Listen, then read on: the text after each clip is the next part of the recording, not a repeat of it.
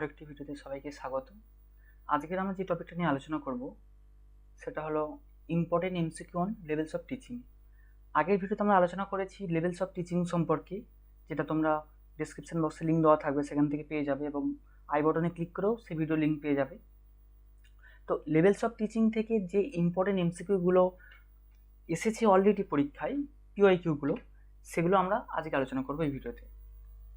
প্রথম কোশ্চেন বলেছে, in the two sets given below, set 1 provides level of teaching while set 2 gives their focus of concern. তো প্রথম সেটে levels of teaching দেওয়া আছে, চারটে লেভেলস অফ টিচিং, আর সেট 2তে দেওয়া আছে ফোকাস অফ কনসার্ন। তো প্রথম লেভেল অফ টিচিংয়ে বলছে অটোনোমাস ডেভেলপমেন্ট লেভেল, তারপরে বলছে মেমোরি লেভেল, তারপরে আন্ডারস্ট্যান্ডিং লেভেল, তারপরে বলছে রিফ্লেক্টিভ লেভেল। তো এখানে তারপর সেট 2তে বলছে focus of concern. Focus of concern মানে কোন বিষয়টিতে জোর দেয় বা কোন বিষয়টিতে ফোকাস করে। তো লেভেলস অফ টিচিংয়ের যে প্রথম লেভেলটা autonomous development level. Autonomous development level বলতে বোঝায় যে মানে আমি নিজেই নিজের লার্নিংটাকে কন্ট্রোল করছি, বা আমি নিজেই বিভিন্ন ক্রিটিক্যাল থিঙ্কিং বা চিন্তা ভাবনা বা আরও প্র্যাকটিসের মাধ্যমে আমি আমার নিজের কগনিশনকে আরও ডেভেলপ করছি। এটাই বোঝায় অটোনোমাস ডেভেলপমেন্ট লেভেল। তারপরে memory level, understanding level, reflective level. তো ফোকাস অফ কনসার্নের যে পয়েন্টগুলো দেওয়া আছে, এক নম্বরে বলছে problem raising and problem solving, তারপরে বলছে অ্যাফেক্টস অ্যান্ড ফিলিংস, তারপর বলছে recall of facts and information, তারপর বলছে seeing of relationship among facts and their example, তারপর বলছে পিয়ার লার্নিং। তো এটা ম্যাচিং করতে হবে। তো প্রথমে বলছে লেভেলস অফ টিচিংয়ের মধ্যে যেটা অটোনোমাস ডেভেলপমেন্ট লেভেল, এইটা অ্যাকচুয়ালি যেটা আমি বললাম যে নিজের চিন্তা ভাবনা, থিঙ্কিং বা আরও প্র্যাকটিস করে যেটা হয়, তো এটা অটোনোমাসটা কিন্তু অ্যাফেক্টস বা ফিলিংয়ের সঙ্গে যায়। এখানে অ্যাফেক্টস বা ফিলিংস, আমি নিজে কিছু অনুভব করছি, আমি নিজেই আরও ভাবছি, তো আমি নিজের লার্নিংকে কন্ট্রোল করছি। তো এটা কিন্তু 2 হবে বেসিক্যালি। এই যে A2, এটা কিন্তু একটা জায়গাতেই আছে। তো যেহেতু A2 আছে, তো এটাই অ্যান্সার হওয়া উচিত। তারপরে বলছে মেমোরি লেভেল।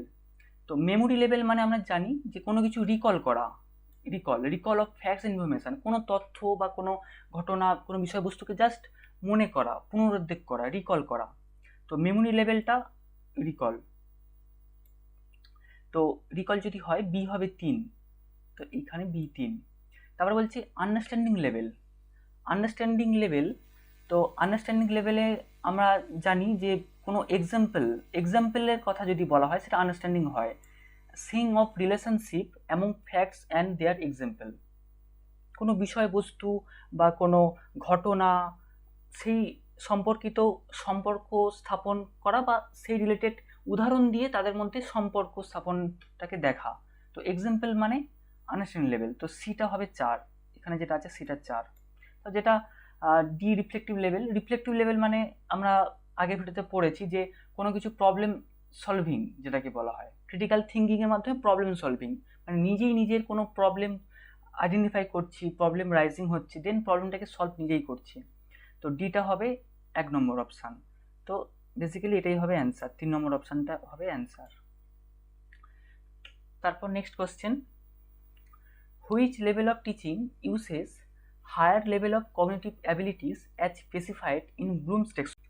তার মানে টিচিংয়ের কোন লেভেলটি মানে ব্লুমস টেক্সোনমিতে উল্লিখিত বৌদ্ধিক দক্ষতার সবচেয়ে উচ্চ স্তর বা হায়ার লেভেলটি দেখা যায়। ব্লুমস টেক্সোনমিতে যে হায়ার লেভেল রয়েছে, ব্লুমসের রিভাইজড ভার্সন, সেটা হচ্ছে ক্রিয়েটিং বা ক্রিয়েট। তো এই যে 4টে অপশান আছে, memory level, understanding level, reflective level, autonomous development level, তো এই 4টে লেভেলের মধ্যে কোন লেভেলে ক্রিয়েটটা দেখা যায়, ক্রিয়েট হয়। তো আমরা জানি যে রিফ্লেক্টিভ লেভেলে ক্রিয়েটিং হয়, মানে নিজের কোনো ক্রিয়েটিভিটি অ্যাড করে আমি নতুন কিছু সৃষ্টি করি, ক্রিয়েট করি, বিল্ড করি, ডেভেলপ করি, ইনভেন্ট করি। তো রিফ্লেক্টিভ লেভেলেই ক্রিয়েট হয়, নতুন কিছু ক্রিয়েট করা হয়, প্রবলেম সলভ করা হয়। তো রিফ্লেক্টিভ লেভেল যেহেতু ক্রিয়েট হয়, তো ব্লুমস টেক্সোনমিতে যেটা সবচেয়ে হাইস্ট লেভেল, এবং রিফ্লেক্টিভ লেভেলটাই হচ্ছে সবচেয়ে হাইস্ট লেভেল, সবচেয়ে হায়ার লেভেল। কগনিটিভ অ্যাবিলিটিসের সবচেয়ে হায়ার লেভেল হচ্ছে রিফ্লেক্টিভ লেভেল। তো রিফ্লেক্টিভ লেভেলে যদি টিচিং হয় তো আমরা মনে করি যে সবচেয়ে হাইয়েস্ট লেভেলেই টিচিংটা হচ্ছে, তো এখানে অ্যান্সার হবে রিফ্লেক্টিভ লেভেলে।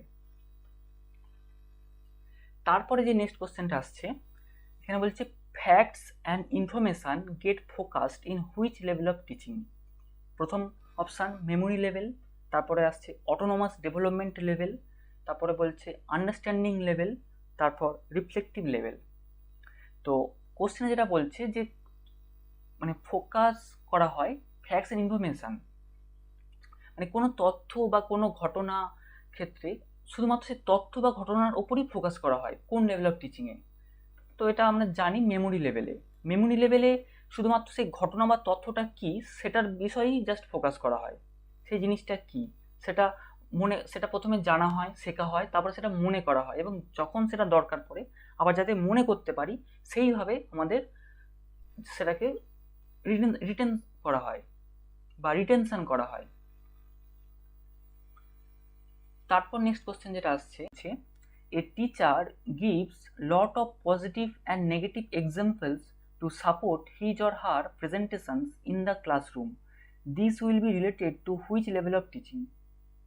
একজন টিচার তিনি যখন ক্লাসে পড়াচ্ছেন বা তিনি নিজের প্রেজেন্টেশন দিচ্ছেন, তিনি বিভিন্ন ইতিবাচক নেতিবাচক উদাহরণ দিয়ে পড়াচ্ছেন, তাহলে তিনি কোন লেভেল অফ টিচিংয়ে পড়াচ্ছেন? তো একজন টিচার উদাহরণ কখন দেন? তিনি বাস্তব সমাজের সাথে বা বাস্তব রিয়েল লাইফ সিচুয়েশনের সাথে কানেক্ট করে যখন উদাহরণ দেন, বিভিন্ন উদাহরণ এই জন্যই দেন যাতে ওই উদাহরণগুলোর সাহায্যে আমাদের খুব ভালো আন্ডারস্ট্যান্ডিং হয়, যাতে আমরা খুব ভালোভাবে জিনিসগুলোকে বুঝতে পারি, আন্ডারস্ট্যান্ডিং লেভেলে যাতে আমাদের নলেজ হয়, সেই জন্য উদাহরণ দেন।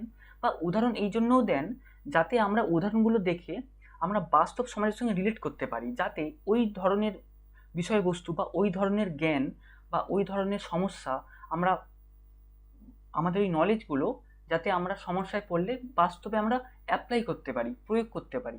তো অ্যাপ্লাইং যে জিনিসটা সেটা কিন্তু আন্ডারস্ট্যান্ডিং লেভেলেই আসে, বা ওই এক্সাম্পল এই জন্যই দেওয়া হয় যাতে আমাদের আন্ডারস্ট্যান্ড খুব ভালো হয় ওই পার্টিকুলার বিষয়বস্তুর ক্ষেত্রে। তো ওই জন্য এক্সাম্পল যখন হবে, এক্সাম্পল ওয়ার্ডটা খুবই ইম্পর্টেন্ট একটা ওয়ার্ড, এই কোশ্চেনটা সবসময় পরীক্ষা আসে। এক্সাম্পল ওয়ার্ডটা থাকা মানেই কিন্তু হবে আন্ডারস্ট্যান্ডিং লেভেল, অ্যান্সার হবে আন্ডারস্ট্যান্ডিং লেভেল।